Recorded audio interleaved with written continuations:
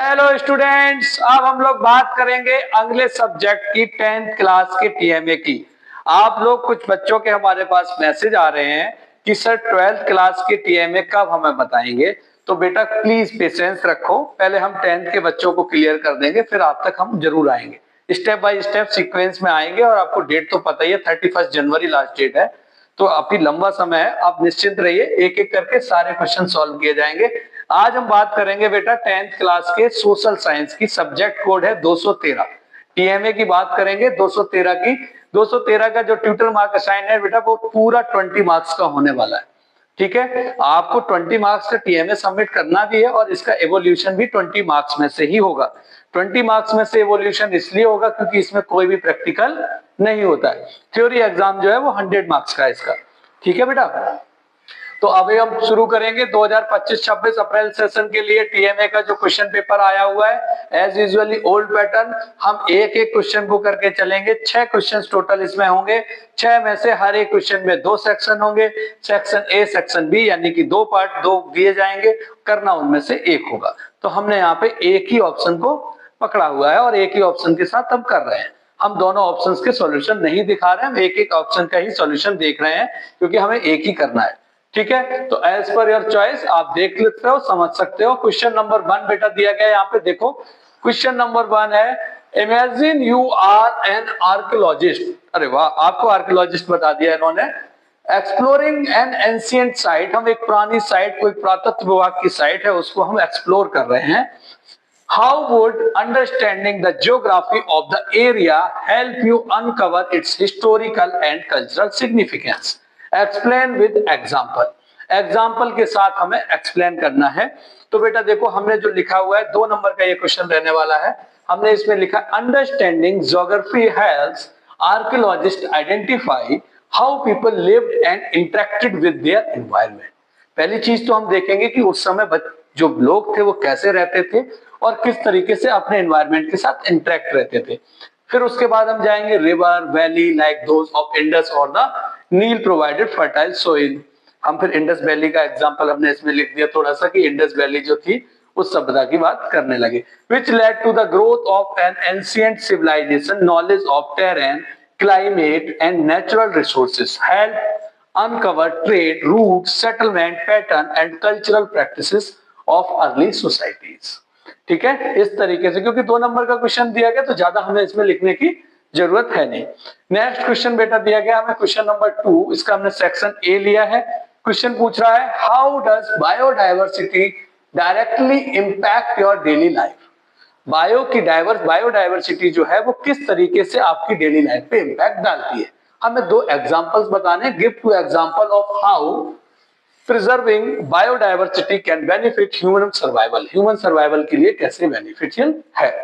Biodiversity provide food, medicines and clean air essential for human survival. For example, biodiversity का example हमने लिया, अगर जंगल होंगे, फॉरेस्ट रेगुलर ऑक्सीजन हमें मिलती रहेगी एंड रेनफॉल हमें प्रॉपर्ली मिलता रहेगा, while plants and animals supply food and raw material. Obvious है कि प्लांट्स नहीं होंगे तो हमारे पास फूड नहीं होगा। हमारे पास कुछ लोग जो नॉन वेजिटेरियन होते हैं तो बेसिकली कुछ वैसे एनिमल्स भी मिल जाएंगे जिससे कि वो सर्वाइवल इजी हो जाएगा, तो फूड चेन भी चलती रहेगी। प्रोटेक्टिंग बायोडायवर्सिटी, इसलिए हमें बायोडायवर्सिटी को प्रोटेक्ट करना चाहिए। मेंटेन इकोलॉजिकल बैलेंस, और इकोलॉजिकल बैलेंस भी बना रहेगा, अदरवाइज इकोलॉजिकल बैलेंस जो है इनबैलेंस हो जाएगा और हमें कहीं ना कहीं प्रॉब्लम्स होंगी।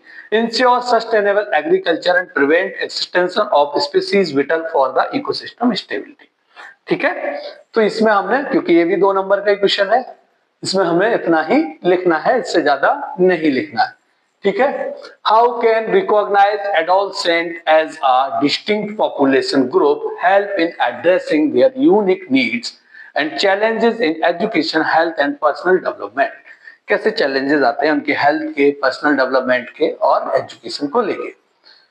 ठीक है, इसको क्वेश्चन को देख लो, इसका answer recognize adolescent as a separate group helps design program that meet their special need. It promote education on health, nutrition and emotional well-being. Such focus ensure access to quality schooling, counseling and vocational training guiding them to become responsible, healthy and skilled adult contributing positive to the society। यानी कि ऐसे बन सके कि जो positivity society को provide कर सके। क्वेश्चन नंबर 4 बेटा देखेंगे हम, ये 4 नंबर का क्वेश्चन होने वाला है। Question number 4, how do the provisions of Indian constitution reflect a balance between federal structure and unitary spirit? Provide 2 real life example where this dual nature is applied in governance and decision making। ठीक है, हमने देखो बेटा इस तरीके से mention किया है फेडरल सिस्टम को, यूनिटी स्पिरिट्स लिखा हुआ है, आप इसको एक बार देख लो। ठीक है, इसको देख लो ताकि आपको समझने में आसानी हो जाए। ठीक है, आगे बढ़ू बेटा। ठीक है, आप दिख गया। नेक्स्ट क्वेश्चन देखते हैं बेटा, क्वेश्चन नंबर 5। क्योंकि इतना टाइम, अगर ज्यादा टाइम हो जाएगा तो वीडियो हमारा थोड़ा लेंथी हो जाएगा। हमें करना क्या, हमें वीडियो पुश करके देख लेना है। In the context of ensuring free and fair election, free and fair election जिसका आजकल बेबच भी बहुत मुद्दा उठाता रहता है कि इलेक्शन में करप्शन हो रहा है, ये हो रहा है, वो। What do measures challenges can undetermine the election process? Propose practical solution to address these issue and ensure transparent and unbiased election system। हमें unbiased election system के बारे में बताना है।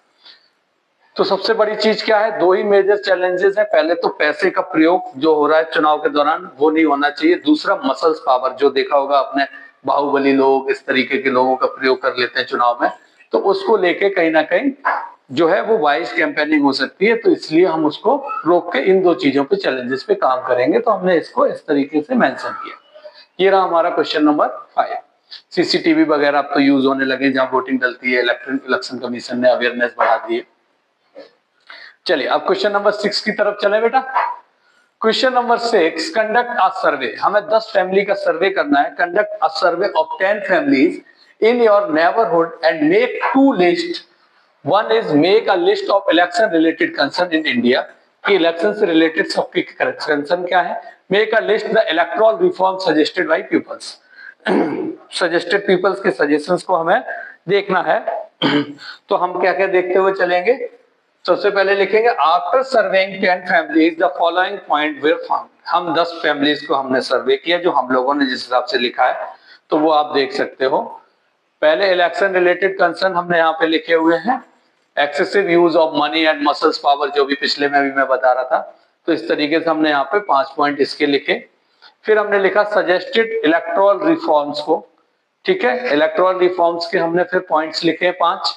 देन आफ्टर हमने एनालिसिस लिखा है कि हमने क्या एनालिसिस किया और क्या उसका सॉल्यूशन फाइनली आ रहा है। ठीक है, दिख रहा है बेटा, समझ पा रहे हो, है ना। तो इस तरीके से हमें इस पेपर को करना है। इसमें टोटल मार्क्स कितना है, 20 मार्क्स। बेटा लिखना किस कॉपी पे है, किस तरीके के पेजेस का प्रयोग करना है।